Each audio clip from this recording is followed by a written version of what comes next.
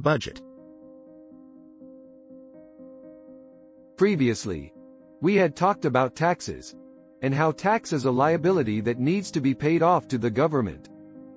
Do you know why governments collect taxes? It is not a new thing. It is a tradition that has been passed on from a long time, from the early historic ages. It is a fair practice for the country to collect some income over the economic activities that would only be possible by using the country's resources. It's based on the same philosophy of collecting your rent from someone who uses your house to live. The country has to have an income source so that it can spend on public welfare and boost the economic development and GDP by funding projects.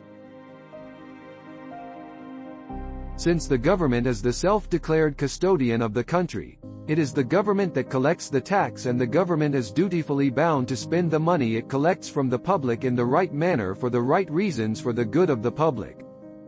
Do you have a budget at home? Do you see your parents have a general monthly budget based on which they would do the monthly shopping?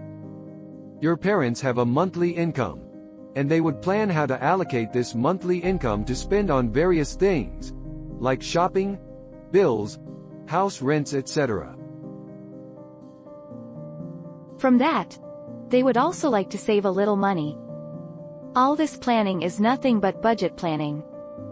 It is about planning how to allocate the money that comes into the house on various things for a specific period of time until that money is replenished.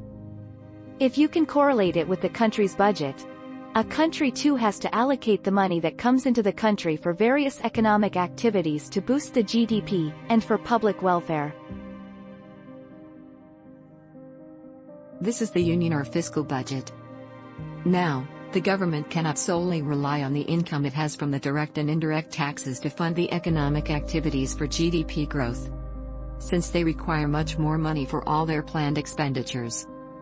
When the country's domestic income is lower than the planned expenditure requirement, it is a fiscal deficit for the country, leading to borrowing. Governments borrow money, both internally from within the country and externally from outside the country.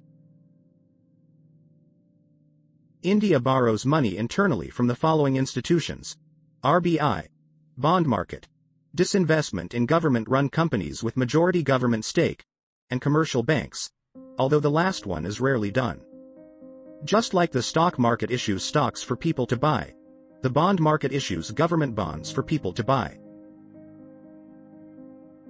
The difference here is that a stock price may go up and down based on the company's performance, while government bonds have a fixed interest rate. It is a fixed amount of interest on that investment that you make by buying these bonds and is paid to you periodically. Remember how banks pay you interest periodically on your deposits? It's the same here. Because of their stable nature, people who have a low appetite for risks feel secured buying bonds over stocks. Another source of money, as said earlier, is to disinvest government stake in companies with majority government stake. Stake here means stock. Government companies are companies where the maximum stock is held by the government, while in private companies, maximum stock is held by a consortium of private parties. Ever heard of privatization? That's when the government decides to sell their stocks to private parties, since they need the money. As they lose stock, they also lose the majority control and ownership over the company. The country's external debt comes from institutions like foreign governments, foreign commercial banks, International Monetary Fund or IMF, and World Bank. One thing we must clarify here is that foreign debt is not foreign direct investment or FDI. Debt is when you need to pay back the money you owe to others, while investment is done to generate profits and returns on that investment, and the latter is not a debt instrument. Rather, more like an opportunity to create more wealth and assets and boost economic activities to generate enough money, so that debt can be paid off. When the income of a country is very high, and they can pay off their debts, the country can be debt-free, otherwise debt will keep on adding. There is a last option to increase the money in the country, by printing more money. However, we have already seen how printing money can lead to economic disasters through inflation. Ever heard of tax frauds? This is where the term black money comes into picture. You must have often heard this word. This is money that is illegally acquired under the table and hence goes unnoticed for taxation. Imagine this. If everybody started evading taxes, where will the country earn its income from? If the country's income keeps decreasing, its debt will keep increasing. Also, low income means less money to invest into GDP growth. If this happens, then the public will ultimately suffer, as there will be less economic development, less number of jobs, less buying power of people, low standard of living, etc. Of course, it is true that your income is your hard-earned money and paying tax on it feels unfair. But it is the same philosophy you would have towards your parents. When you grow up, you start earning and would like to pay back to your parents as gratitude for how much they have contributed towards your development. You feel like you owe them, and you don't think twice before spending for your parents when they grow old, do you? But what we fail to understand is that our parents have also utilized the country's resources, like schools, hospitals, jobs, etc., while they were providing for us. Thus, we are all eventually indebted to the country. Now, before the beginning of each financial year, the government plans certain budget allocations for various economic activities and public welfare schemes that would be carried out either during that financial year or would be carried over towards the following years too.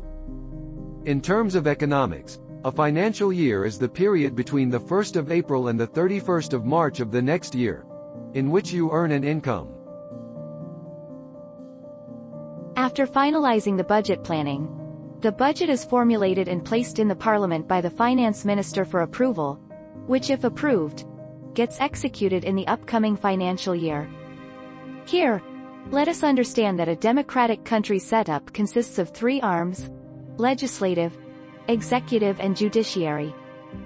The primary duty of the legislative branch of government is to introduce, review, and pass legislation, like the Lok Sabha and Rajya Sabha. The legislative branch of the government is the only branch of the government that can pass new laws. The executive, on the other hand, is the President and Prime Minister and his Council of Ministers, who are supposed to execute the approved legislations. The third, judiciary, is the gatekeeper of the democracy, who ensures that the public is protected, and that the government cannot do things as per its own wish. It keeps a check on the government's activities as well as has the right to question legislations passed by the legislature.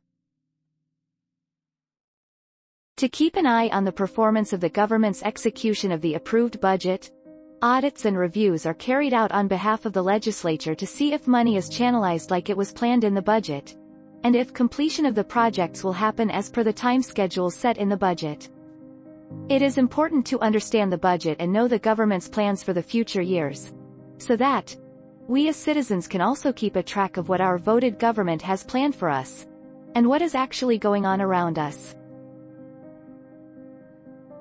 Also, the government announces various opportunities and schemes in these budgets that are aimed to financially boost general public and ease of doing business. The public should be aware of it to avail such schemes. Oftentimes, most people are not even aware that the government has certain welfare schemes put in place that could actually help them to achieve things like avail a scholarship, buy a house, buy a car, etc. And then they end up being one of those who feel they have been left out of the government's purview, and start blaming the government for their poverty.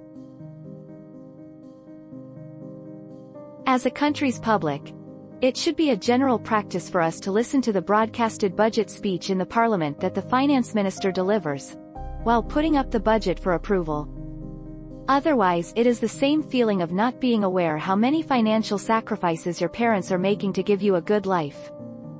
Read about India's latest budget here.